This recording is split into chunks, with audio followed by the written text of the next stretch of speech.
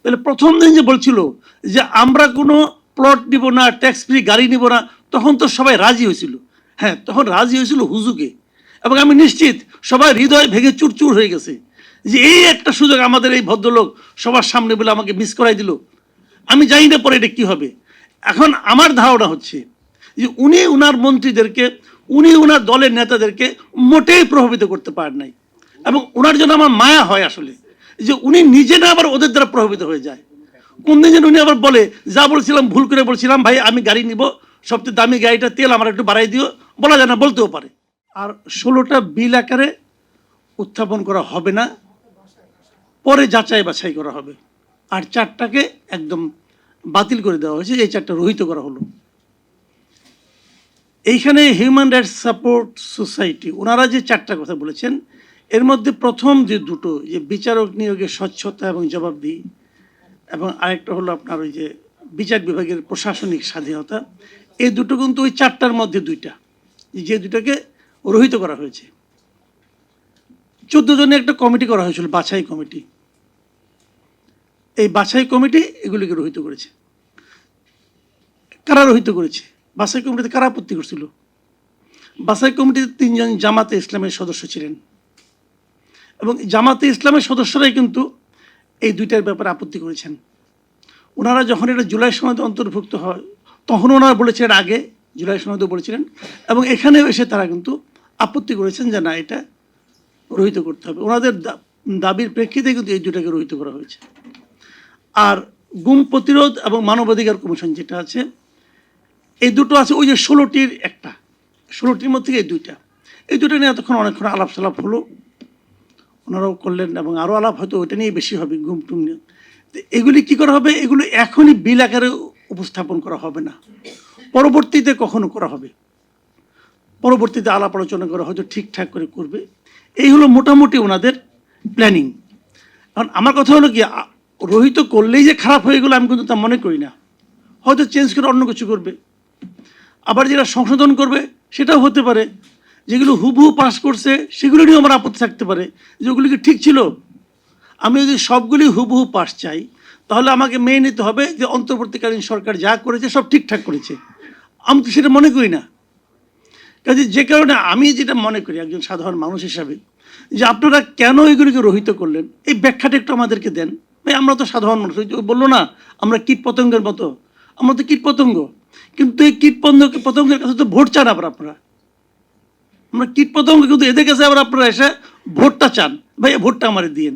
তো চান যখন, তাহলে একটু দয়া করে বলেন যে কাজটা আপনারা করছেন, যে ভোটটা দিয়ে আপনারা ওখানে পাঠাইছি, তো আপনি একটু আমাদেরকে ইনফর্ম করবেন না যে কেন এটাকে রহিত করলেন, কেন এটাকে পরে আলোচনা করবেন, কেন এখন সংশোধন করবেন, আর কেন 98টার কিছুই করবেন না? ব্যাখ্যাটা কি? বলবেন যে এখানে সময় নাই, ঠিক আছে, আপনারা তো নিজেরা আলোচনা করেছেন, আলোচনা করে আমাদের লিখিতভাবে দিয়ে দেন, অথবা প্রকাশ করেন, অথবা কোনো একটা ওয়েবসাইটে বলেন আমরা এই কারণে এটাকে রহিত করলাম, অথবা এই কারণে সংশোধন করব। কি করবেন? যখন যেগুলি সংশোধন আকার দিবে, তার মধ্যে একটা হলো ওই যে জিনিসটা নাকি আওয়ামী লীগকে নিষিদ্ধ করা ব্যাপারটা, ওটা কি সংশোধন করছে? আমরা তখনই বলেছিলাম যে একটা নির্বাহী আদেশের মাধ্যমে একটা রাজনৈতিক দলকে নিষিদ্ধ করা ঠিক না। এটা বিএনপিও বলছে। বিএনপির যিনি প্রধান আছেন তারেক রহমান, উনি টাইম ম্যাগাজিনকে ইন্টারভিউ দিতে যে বলছেন যে আমরা কোনো রাজনৈতিক দলকে নিষিদ্ধ করার পক্ষে না। বুঝলাম ওই সময় স্টুডেন্টরা ছিল, তাদের চাপে বেরা অন্তর্বর্তীকালীন সরকার এটা করছে। তো আপনারা কী করলেন? ওইটাকে রাখছে ওই 15টার মধ্যে, যে আমি সংশোধন করে উপস্থাপন করব। এবং কী সংশোধনটা করছে? সংশোধনটা হলো এটা, যে আগে বিচার চলাকালীন আওয়ামী লীগ কোনো পলিটিক্যাল অ্যাক্টিভিটিস করতে পারবে না, এইটুকুই ছিল আগের অন্তর্বর্তীকালীন সরকারের আমলে। এই আমলে এসে ওনারা বলছে যে করতে তো পারবে না, কিন্তু যদি করে তা শাস্তিটা কী হবে, শাস্তিটা নির্ধারণ করা ছিল না। ইনারা ওই শাস্তিটা নির্ধারণ করে দিয়েছেন। এই হলো সংশোধন। আগে হলো কি, যে হাত পা বেঁধে নিয়ে আসো, আর এখন হলো হাত পা বেঁধে মারতে মারতে নিয়ে আসো। লাভটা কি হলো রে ভাই? এটা কি গণতন্ত্র হলো? আমি এটাকে গণতন্ত্র ভাই মনে করি না। এখন আমাদের সমস্যাটা হলো কি, মানে আমাদের অল্প কথা এই ভদ্রলোক খুব সুন্দর করে বলে গেছেন, যে আমাদের সমস্যাটা হলো ক্ষমতায় একবার যাওয়ার পর আমরা আর লজ্জা পাই না।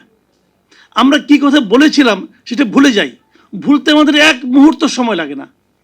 এই বিএনপি তাদের 31 দফায় বলেছে, আপনারা যদি পারেন পড়বেন, 31 দফা 21 নম্বর দফাটা, সেখানে তারা বলেছে যে স্থানীয় সরকারে কোথাও তারা কোনো প্রশাসক নিয়োগ করবে না, কেবল দুটো কারণে করবে। একটা কারণ হলো যদি সে মারা যায় অথবা যদি সে দণ্ডপ্রাপ্ত হয় আদালত কর্তৃক, এছাড়া তারা কোনো প্রশাসক নিয়োগ করবে না। এই কথাটা আমাদেরকে ভোটের আগে আরেকবার মনে করাই দিছে। তারা যখন ইশতেহার ঘোষণা করে মনে করাই দিছে, এবং দায়িত্ব নেওয়ার পর প্রথমেই তারা এই আকামটা করছে যে সবগুলি সিটি কর্পোরেশনে দলীয় লোকজনকে এনে প্রশাসক বানাইছে। আগে তো ছিল একটা জিনিস যে প্রশাসক নিয়োগ করতে হলে সরকারি কর্মকর্তাকে নিয়োগ করবে, এইবার তারা দলীয় লোককে নিয়োগ করছে। তো লাভটা কি হলো? আপনারা তো কী কথা আপনি বলেছেন আর কি কথা আপনি এখন করছেন, তাহলে কোনটা আমরা মানব? আগেরটা কি মুখ দিয়ে বলেন নাই, অন্য কোনো জায়গাতে বলছেন? ভাই এইগুলি এখন হয়েছে গিয়ে এই যে কথাটা আমরা বললাম কিছু যায় আসে না, কিন্তু যায় আসে না। ওই যে বলছেন উনি যে লজ্জা তো পায় না। এখন যদি আপনি সিদ্ধান্ত নেন যে আমি লজ্জা পাবো না, পৃথিবীর কোনো শক্তি নাই আপনাকে লজ্জা দেয়, কারণ আপনি তো সিদ্ধান্ত নিয়ে পড়ছেন। আপনি সিদ্ধান্ত নিয়ে পড়ছেন যে আমি যে কথাটা বলেছি সে কথাটা আমি করবো না। তারপর যদি সিদ্ধান্ত না, আপনাকে আমরা বললাম কি বললাম না, অথবা আমরা কি বললাম না, কোনো আসা যায় না। তাহলে তো বলবেন তাহলে 5 বছর পরে কি হবে, আবার কি ভোট চাইতে আসবে না? তো 2008-এ ইলেকটেড হওয়ার পর হাসিনা ভোট চাইতে আসছিল আপনাদের কাছে? আসে নাই তো। তো না আসার পর তো আমরা জানি, ওনারা না আসার পর জানে। আমরা যারা পাবলিক আছে আমরাও টুকটাক জানি যে না আসলে পরে 24-এ আবার কি হয়। এখন দেখা যাক কোনটা কি হয়। আমরা আসলে এগুলি বলতে পারবো না ভাই, এগুলি বললে আবার অনেকে মাইন্ড করে। খুব দ্রুত ক্ষমতা গেলে না অল্পতে কিন্তু মাইন্ড করে ফেলায়, বলে এত কথা বলে কেন? ঠিক আছে, কথা না বলানোর বুদ্ধি আছে, নিয়ে এক জায়গায় ঢুকাই রাখবো যে কথা বলিস না। ওইটাও ভালো, ওইটাও একটা শান্তি। কিন্তু যদি ঢুকাই যায় না আমি একটা শান্তি পাবো যে আর কোনো ঝামেলা নাই, বলতেও হবে না, শুনতেও হবে না, বসে হয়েছি ভিতরে। এখন এই দিন আসতেছে, আমার ধারণা আসতেছে। কারণ আমার কাছে মনে হয়েছিল, আমি প্রথমে আমি সিনসিয়ারলি বলি, তারেক রহমান সাহেবকে দেখে আমার মনে হয়েছিল যে উনি বোধহয় কিছুটা বাইরের থেকে আসছেন, হয়তো এখানে যারা আছে ওনার যারা সঙ্গে দলের যারা আছেন এদেরকে হয়তো উনি প্রভাবিত করতে পারবেন। কিন্তু আনফর্চুনেট হলো ওনার সঙ্গে আমার দু একবার দেখা হয়েছে, তখন আমার কাছে মনে হয়েছিল যে বোধহয় প্রভাবিত করতে পারবেন, আমি ওনাকে বলেও ছিলাম। কিন্তু দেখলাম কি উল্টা, যারা এখানে আছে এরাই ওনাকে প্রভাবিত করতেছে, উনি প্রভাবিত করতে পারেন নাই। ওই যে দেখেন না একবার উনি দায়িত্ব নেওয়ার পরেই বললেন আমি সরকারি গাড়ি নিব না, সরকারি ড্রাইভার নিব না, সরকারি তেল নিব না বলছেন। আমি কিন্তু খুব খুশি হয়েছি। খুশি হয়েছি কেন? যে এই যে সরকারি গাড়ি নেবেন না যে কয় টাকা বাঁচবে, তেল নেবেন না যে কয় টাকা বাঁচবে, এটা দিয়ে কি দেশের অর্থনীতি চেঞ্জ হয়ে যাবে? তা হবে না। উনি এটা করলেন কেন? আমি মনে করেছি যে উনি একটা উদাহরণ তৈরি করেছেন, সবাইকে বুঝিয়েছেন, ওনার মন্ত্রীদেরকে বলতে চেয়েছেন দেখেন আপনারা জনগণকে বোঝান, আপনাদের কাছ থেকে জনগণের কাছ থেকে আমরা কিছু নিতে আসি নাই, জনগণকে কিছু দিতে এসেছি। সুন্দর একটা উদাহরণ, কিন্তু ভালো লেগেছে। তারপরে কি হলো, ওনার এই উদাহরণকে ওনার কোনো মন্ত্রী গ্রহণ করেছেন? কোনো একজন মন্ত্রী, একজন মাত্র গ্রহণ করেছেন, কুমিল্লার এক ভদ্রলোক কি আমিনুর রশিদ ইয়াসিন বোধহয়, উনি একমাত্র বলেছেন যে উনি গাড়িটাই নেবেন না। আর কেউ গ্রহণ করেনি। কেন করেনি? তারা কি গরিব? আমি এরপরে ইন্টেনশনালি এই বসে বসে ওই যে হল অফ আমাদের সম্পদের একটা হিসাব পাওয়া যায়, আমি হিসাব যারা সাবমিট করছি ওটাকে সত্য বলে বিবেচনা করেছি, করে দেখি সবচেয়ে গরিব হলো তারেক রহমান এদের মধ্যে, অন্যদের মধ্যে ওই হিসাব অনুযায়ী। এখন সবচেয়ে গরিব লোকটা বললো যে আমি সরকারি গাড়ি নিব না, দৈনিক 18 লিটার তেল নিব না, অমুক অমুক অমুক এগুলো আমি নিব না। আর যারা ধনী তারা বললো না। কেন বললো না? তাহলে আবার আমি চিন্তা করলাম, তাহলে প্রথম দিন যে বলছিল যে আমরা কোনো প্লট নিব না, ট্যাক্স ফ্রি গাড়ি নিব না, তখন তো সবাই রাজি হয়েছিল। হ্যাঁ, তখন রাজি হয়েছিল হুজুগে, এবং আমি নিশ্চিত সবাই হৃদয় ভেঙে চুরচুর হয়ে গেছে যে এই একটা সুযোগ আমাদের এই ভদ্রলোক সবার সামনে বলে আমাকে মিস করাই দিল। আমি জানি না পরে এটা কী হবে। এখন আমার ধারণা হচ্ছে যে উনি ওনার মন্ত্রীদেরকে, উনি ওনার দলের নেতাদেরকে মোটেই প্রভাবিত করতে পারেন নাই, এবং ওনার জন্য আমার মায়া হয় আসলে যে উনি নিজে না আবার ওদের দ্বারা প্রভাবিত হয়ে যায়। কোন দিন যেন উনি আবার বলে যা বলছিলাম ভুল করে বলছিলাম, ভাই আমি গাড়ি নিব, সবচেয়ে দামি গাড়িটা, তেল আমার একটু বাড়াই দিও, বলা যায় না, বলতেও পারে।